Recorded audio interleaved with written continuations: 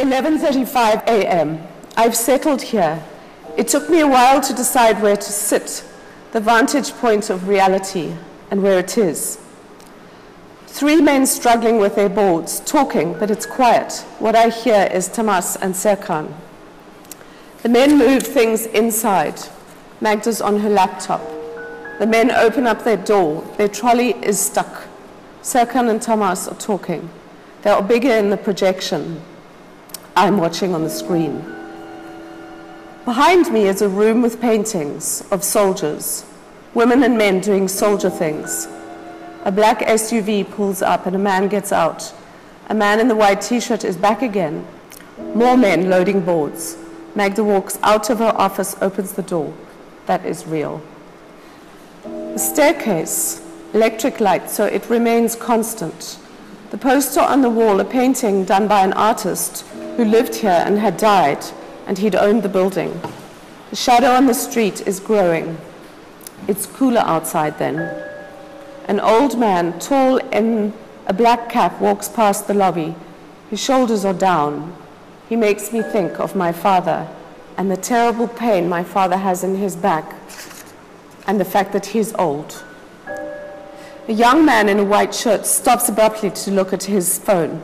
The curve of his back and neck is how everybody looks now, not straight up, eyes nowhere except on their hands, the horizon forgotten.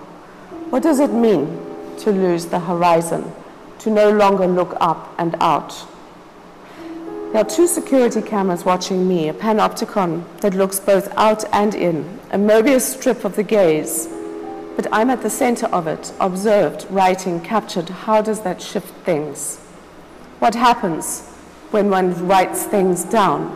Is it a better record, this recording I? Day 2.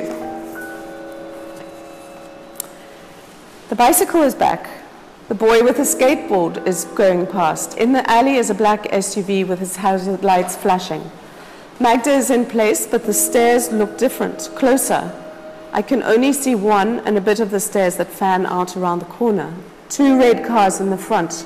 People walking this way, that way, this way, that way. The scaffolding makes crosses against the window behind the lobby chair.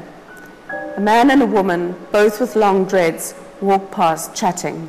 She is thin, he is fat. A man with white flat cap walks up the alley. I saw him yesterday. I feel as if he's my friend. Magda is typing.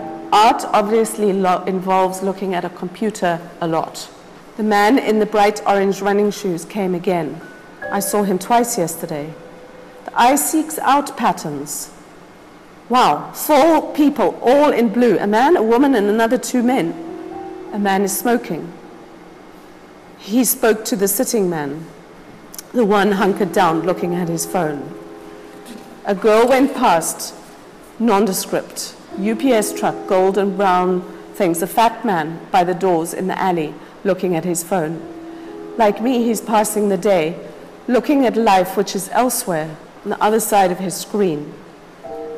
The brown pigeon with the white tail is patrolling again. Staircase is empty. Proust's chair is empty. I am sitting here. It is exactly like writing, sitting and not moving, of being on the outside and seeing what happens, finding the patterns. 3 pigeons, I like them. I like their movement. Men with briefcases make their way down Franklin Street. There are definitely more men in the world. A frizzy-haired woman with a pink backpack is standing next to the red car. She drives off. This makes me think of the insanity of surveillance, sitting and watching. How do you observe? Which of it is relevant? The woman with the backpack, the pink one, is driving the red car.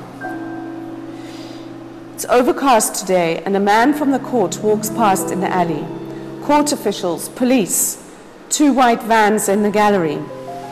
There's a courthouse next door and a prison. Express, says the van. There was a truck earlier with purple graffiti on it. The stairs are quiet. A liminal space through which this mother and her son do not pass. They've disappeared. I won't know their story. I can imagine it, mother, son, the origin of all dramas, the history of the everyday written over and over in the secret lives people live when they pass out of your field of vision. That is where life happens, in the imagination, in the narrative we fashion from the raw, jagged fragments we see, from the shards of time that is, in truth, the way in which we live forward, each moment sharp as a blade in our hands, our eyes, our hearts, but as fleeting.